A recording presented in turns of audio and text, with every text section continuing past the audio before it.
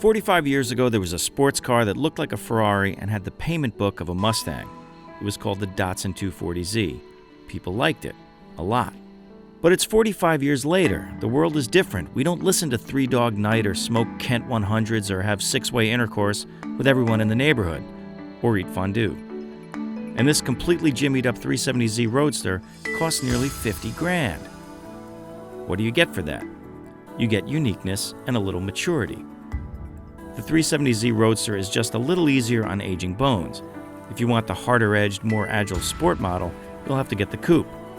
I've always liked the Z's uniqueness, maybe a bit more so when the lines were simpler and less stylized than they are now. A few years ago, Nissan made the whole thing look a bit more aggro.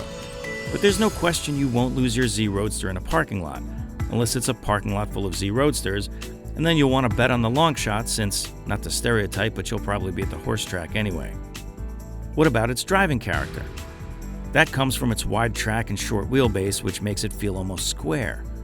And it gives it a lot of grip and plenty of cornering sparkle and responsiveness, but the Roadster's more comfort-minded shock setup is a bit underdamped and it ends up feeling a bit squishy, while never losing that sports car harshness over rough roads.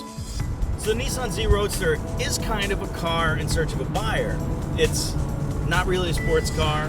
It's kind of a GT car, but not exactly the kind of car you might want to drive really long distances. It's not bad for carving up a canyon, but not precise enough for maybe a racetrack. So what is it?